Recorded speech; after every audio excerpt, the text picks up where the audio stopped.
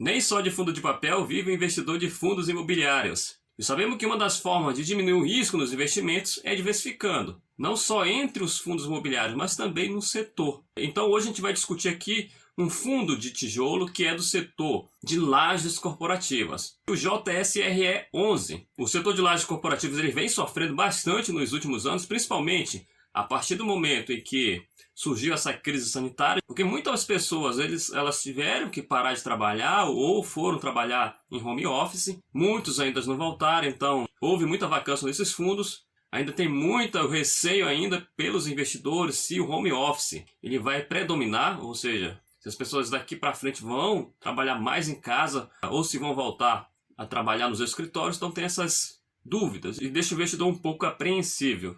A gente pode até dar uma olhada aqui na cotação desses fundos para vocês verem o que está acontecendo. Olha só, aqui o próprio JSRE 11. Esses fundos eles tiveram uma alta bastante aqui em novembro de 2019, no caso do JSRE 11. Chegou a ser cotado a R$ 123 em dezembro de 2019, depois veio a crise e caiu aqui para R$ 88,70. Depois recuperou um pouco, mas mesmo assim veio caindo novamente, ó, e hoje está sendo cotado R$ 88,18. Então ainda não recuperou esse fundo desde o pico aqui da crise. Ó. Será que é uma oportunidade para comprar esses fundos? Comprar mais barato? Ou será que ainda vai cair mais ainda? A gente pode olhar aqui os pares deles, por exemplo, o HGRE 11. Ó. Também ó, chegou a ser negociado a R$ 209,25 aqui pelo esse gráfico. Caiu lá no pico da crise, ó, que foi lá em março, a R$ 133,50.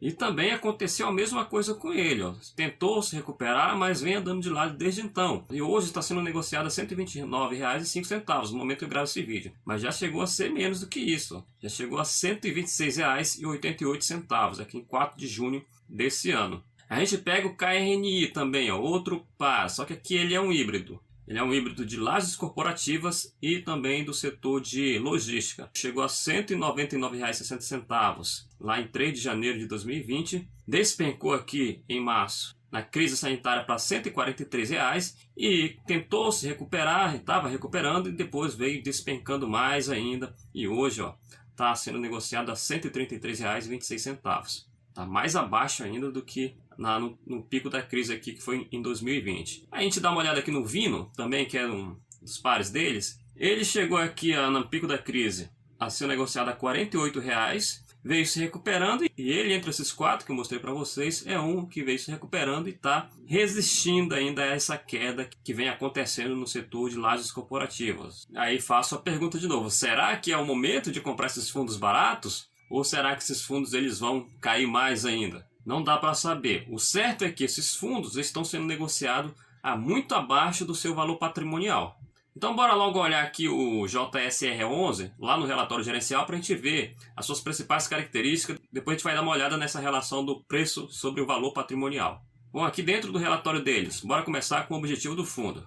Ele fala que o fundo imobiliário híbrido com gestão ativa, podendo alocar seus recursos em ativos imobiliários como imóveis, cotas de outros fundos imobiliários, certificado de recebíveis imobiliários, CRIs. Então, o objetivo do fundo é distribuir renda aos cotistas através do recebimento de receitas como aluguéis, rendimentos e ganho de capital. Então, o objetivo dele é muito simples, trabalhar com lajes corporativas e também com cotas de fundos imobiliários e certificado de recebíveis imobiliários. Por isso que ele diz que ele é um fundo híbrido. Mas a gente vai ver daqui a pouco na carteira dele que a grande maioria do seu capital está investido em imóveis, sendo em lajes corporativas. Esse fundo, há algum tempo atrás, os investidores eles vinham reclamando de duas coisas. Primeiro, que ele fez uma emissão abaixo do seu valor patrimonial. Isso aí desagrada muito os cotistas. E outro ponto que vem incomodando bastante os seus cotistas é que, segundo eles, o fundo ele não conversa com seus investidores. Os investidores tentam o contrato com o fundo e eles não respondem ou não respondiam o fundo. Eu não sou cotista do fundo, então eu não sei se atualmente ainda está acontecendo isso com o fundo. E eles reclamavam também que o relatório gerencial do fundo tinha muito pouca informação do que o fundo estava fazendo, as movimentações do fundo. E de fato, se a gente olhar o relatório gerencial deles, os passados, a gente vai ver que era muito pobre de informações. A gente via realmente que os gestores não conversavam direito com o seu investidor, com seus cotistas. Olha só aqui como era o relatório dele. Esse aqui é de 2020, ano passado. Tinha essa parte aqui inicial, essa aqui é a parte onde ele fazia comentário da gestão, muita pouca coisa. Só uma caixinha aqui de texto. Ó. Aí tinha aqui informações que não são tão necessárias, uns gráficos aqui. Deixa eu ver o que mais. Informações sobre os fundos que ele investia, os imóveis que ele tem, isso aqui o que é importante. E aqui algumas características também dos seus imóveis que tinham, olha só. Somente isso. Nessa época, realmente, os cotistas tinham razão em reclamar da falta de diálogo da gestão com seus cotistas. Mas se a gente pegar o relatório deles hoje, melhorou bastante. Ó. Tem bastante comentários aqui, tudo isso sobre comentário do gestor para os seus cotistas. Ó. Bastante informação. E continua formando. Ele até fala que tem um vídeo aqui mostrando os seus ativos. Você pode entrar aqui no link e ver o vídeo sobre os ativos do fundo. Então eles estão tentando aí ser mais transparentes e terem o melhor diálogo com seus cotistas. Como nós vimos, a cota do fundo vem sendo negociada aqui na casa dos R$ 88,00 e está com P sobre VP ó, a 0,78, então está com deságio. A gente pode olhar essa relação aqui no Fundo Explorer, olha só. O valor patrimonial de cada cota desse fundo ó, vale R$ 113,49, enquanto que ele está sendo negociado a R$ 88,48. Esse site aqui ele tem um dia de atraso. Se a gente olhar hoje aqui, está sendo negociado a R$ 88,19. Por isso que ele está com esse P sobre VP de 0,78. Embora para fundo de papel, o P sobre VP não é o indicador mais eficiente para precificar um fundo. O que eu costumo utilizar é o que? O preço teto. A gente vai fazer esse cálculo no final do vídeo para ver se realmente esse fundo está barato ou não. Então, entrando aqui na carteira do fundo, ó, 93% dos seus ativos são constituídos de imóveis. Então, realmente é um fundo típico aqui de tijolo. 5% está em cotas de outros fundos imobiliários, 1% em títulos públicos e 1% em caixa e contas a receber. O relatório mostra que a composição do patrimônio líquido, então, 2,4 bilhões estão alocados em imóveis, 132 milhões em cotas de fundos imobiliários, 19 milhões em títulos públicos, 17 milhões em caixas e contas a receber, e tem aqui 216 milhões de rendimentos e contas a pagar. Assim, o patrimônio líquido do fundo atualmente é de 2,3 bilhões de reais. É um dos maiores fundos de tijolos que tem na Bolsa de Valores, aí passando dos 2 bilhões de reais. Aqui está o portfólio detalhado do fundo, mostrando atualmente que ele tem 5 imóveis. O edifício Tower Bridge Corporation é o mais representativo aqui, ó, representando 43,07% da carteira. E o segundo aqui é a Torre Marble e Ebony, com 19,37% da sua carteira. Esses aqui são os FIIs que eles possuem na carteira. Ó. Então os mais famosos aqui são o HGPO, que é de agências bancárias, o RCRB e o PVBI. O HGPO representa aqui até uma quantidade relevante, ó, de 3,31% da carteira do fundo, isso do total geral. O título público ele tem o LFT, ou seja, o Tesouro Selic, tendo um total aqui de 19 milhões de reais, que representa 0,75% da sua carteira. E caixas e contas a receber, ele tem 17,3 milhões de reais. 73% dos aluguéis dos inquilinos eles são reajustados pelo IGPM, é uma quantidade bastante relevante, e 27% em IPCA. Mas a gente está vendo que a tendência é que isso aqui mude, que a maioria fique para IPCA, porque os inquilinos eles vêm preferindo mudar o indexador do IGPM para o IPCA, porque o IPCA ele tem sido mais estável do que o IGPM. O IGPM ele tem muitas irregularidades. Esse ano, então, subiu demais e isso afetou o bolso dos inquilinos. Eles não estão gostando disso, estão preferindo mudar para o IPCA. Então pode ser que nesse fundo aqui, no futuro, venha alterando isso aqui para a maioria ser IPCA. E aqui mostra a receita imobiliária por imóvel. Então a maioria, 47% vem do edifício Tower Bridge, 19% vem das torres Rochaverá, 18% do edifício Nações Unidas 3, 16% do edifício Paulista e apenas 1% do edifício Praia de Botafogo. E aqui mostra o vencimento e revisionais dos contratos do fundo, sobre a porcentagem da BL total. Vamos falar primeiro aqui do vencimento. 7% dos contratos vencem em 2021, 10% em 2022, 8% em 2023, 13% em 2024, 16% em 2025 e a maioria, 63%, vence a partir de 2025 em diante.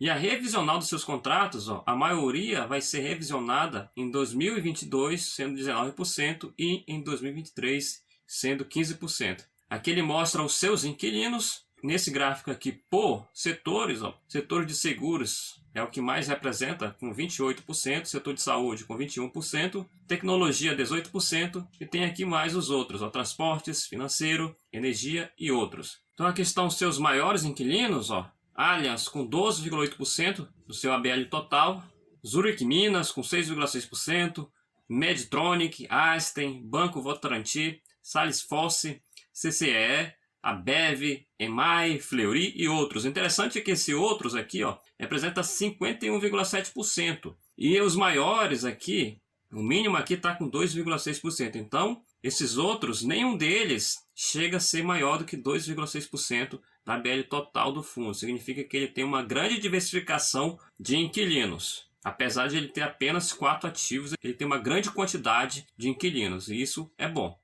E aqui tem imagens dos seus ativos, ó, começando aqui pelo principal, que é o edifício Tower Brad. Ó. Ele fica localizado na Avenida Jornalista Roberto Marinho, em São Paulo. Veja que é uma torre só. Isso aqui está parecendo duas, mas é porque são ângulos diferentes. É um imóvel muito bonito e bem localizado. Aqui ele mostra a localização. E aqui ele faz alguns comentários, ó, sobre o imóvel. O fundo é proprietário de 100% do edifício Tower Brad.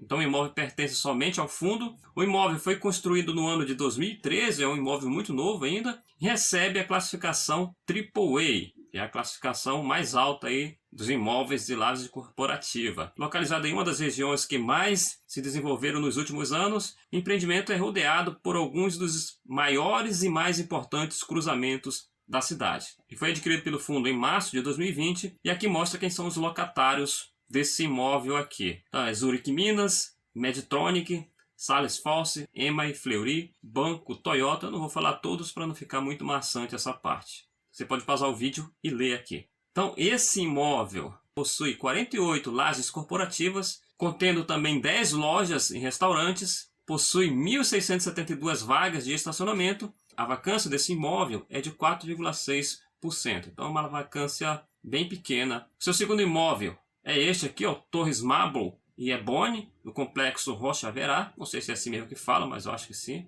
Ou é Roca Verá, não sei. Fica localizada na Avenida das Nações Unidas, em São Paulo, capital. A foto dele aqui, ó, esse aqui sim, são 2 torres. E ele aqui faz o comentário, ó, o fundo é proprietário de 40% das Torres Marble e Ebony. Então a torre não pertence somente a ele, apenas 40%. E foi inaugurado em maio de 2008, então também são imóveis novos. O imóvel recebe a classificação também, ó, de AAA, que é a classificação mais alta. Fala também que é localizado na região Chucre-Zaidan e Marginal Pinheiros, em importantes eixos comercial da capital paulista, com elevada concentração de grandes empresas nacionais e multinacionais com excelentes acesso ao transporte público. E está ao lado do Shopping Morumbi e Marketplace, além de possuir acesso direto à futura estação Chucre-Zaidan, da linha Ouro do metrô de São Paulo. Foi adquirido pelo fundo em fevereiro de 2021, então uma aquisição recente do fundo. E aqui está a lista dos seus locatários. Ó. Banco Votorantim, SAP Brasil,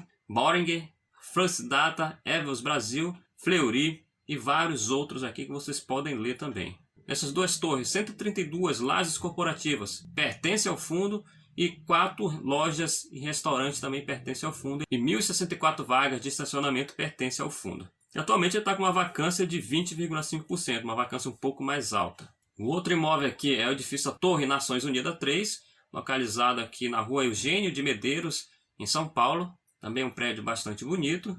O fundo é proprietário de 64,3% do edifício, então ele não é só do fundo, mas o fundo é proprietário majoritário desse ativo aqui. Aqui também não são 2 torres, é apenas uma, mas visto em ângulos diferentes. Fala que o imóvel foi construído no ano de 2013, então é um imóvel novo e recebe também a classificação AAA. Fica localizado na região Marginal Pinheiro, a poucos metros da estação Pinheiro, que unifica as operações do metrô, trem, da CPTM e ônibus. E foi adquirido pelo fundo em 2017 e tem como locatários a Allianz e a CloudWalk. Possui 20 lajes corporativas pertencentes ao fundo e 436 vagas de estacionamento. E atualmente a vacância dele é de 0%, está tudo alocado.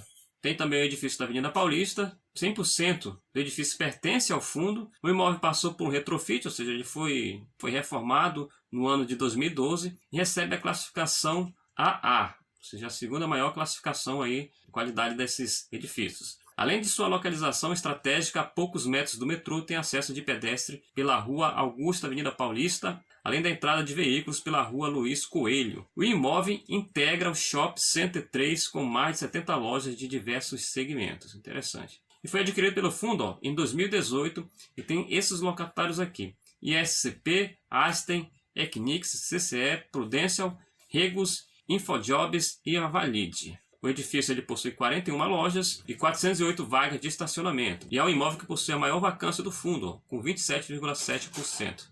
E por último, o edifício Praia de Botafogo, que fica localizado no Rio de Janeiro. O fundo é proprietário de somente 8% desse edifício.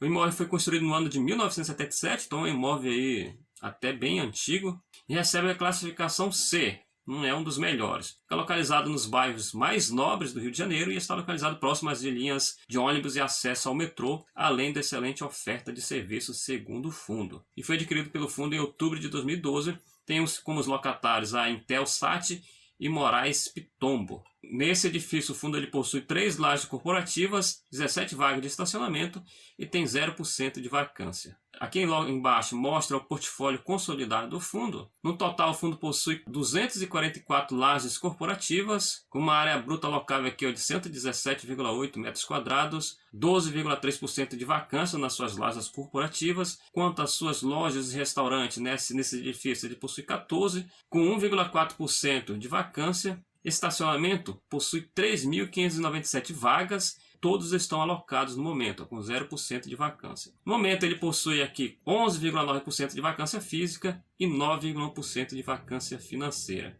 Para um fundo de lajes corporativos, a vacância dele está até controlada. Tem fundo aí com mais de 20% de vacância. Fundo grandes e bons, inclusive.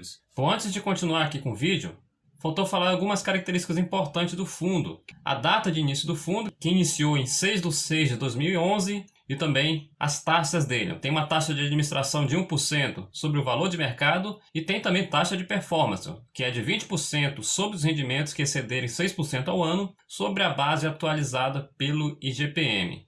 E é importante também mostrar para vocês aqui o histórico de rendimentos do fundo, ou o histórico de distribuição de dividendos. É um fundo aí que já tem bastante tempo de distribuição, mas o site aqui ele só mostra o histórico dos últimos 2 anos. E mostra que ele tem distribuído regularmente. Mesmo aqui nessa crise sanitária que começou em março de 2020, ele apenas diminuiu aqui a distribuição, mas continuou distribuindo normalmente. Depois veio aumentando e estabilizou aqui em 53 centavos por cota nos últimos meses. Isso fez com que ele tivesse um dividend yield de 7,10%. O que equivale aí também um rendimento médio por cota de 0,52 centavos nos últimos 12 meses, que dá também um dividend yield médio de 0,59% ao mês. Então beleza, bora continuar seguindo a análise. Beleza, então, tá feita aí a apresentação das principais características dos fundos, quantos imóveis tem, a qualidade dos imóveis, quantos inquilinos tem, quais são esses inquilinos. Já vimos também um pouco da sua cotação, do seu P sobre VP, e agora bora ver realmente se, de acordo com a fórmula do preço teto, se esse fundo está barato ou não. E como eu sempre falo, esse preço teto ele é muito subjetivo, varia de cada investidor, porque tem alguns critérios, tem alguns dados que é o investidor que decide qual vai ser. Então vamos lá. Mais uma coisa que a gente tem que ter nesse cálculo é, obrigatoriamente, o rendimento acumulado dos últimos 12 meses, que foi de 6,28 centavos, e a taxa do Tesouro IPCA, o spread do Tesouro IPCA. Alguns investidores fazem uma média dos tesouros IPCAs, nesse caso aqui, 3,73% e 4,10%. Como eu especificamente invisto nos dois aqui, eu vou escolher esses dois aqui para tirar uma média, que é de 4,10%. Como os dois são 4,10%, vai dar 4,10%. Como esse é um fundo de lajes corporativas que a gente não sabe se vai continuar caindo muito ou se daqui para frente eles já vão começar a recuperar, eu vou dar uma taxa de risco de 2,5%. E essa taxa de risco varia aí de 2% a 3%. Então, 2% são os fundos menos arriscados, de acordo com a concepção do investidor, e 3% são os fundos mais arriscados. Às vezes a gente dá até 1,5% se for um fundo que a gente considere mais seguro, por exemplo, uma HGLG11 aí da vida, KRNI, entre outros.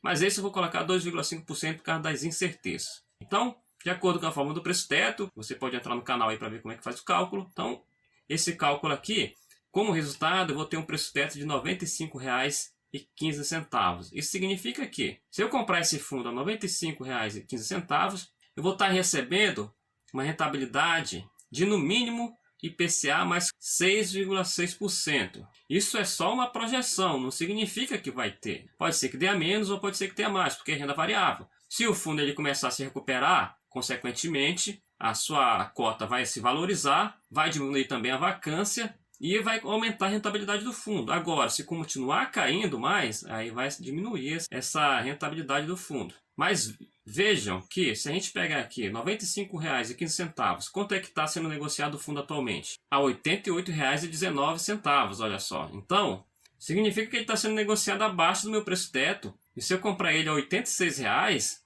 eu ainda vou estar recebendo mais do que IPCA mais 6,6%. Porque se eu pagar 95, então eu vou estar recebendo, teoricamente, a IPCA mais 6,6%. Né? Como ele está sendo negociado a R$ 86,90, vai dar ainda mais do que IPCA mais 6,6%.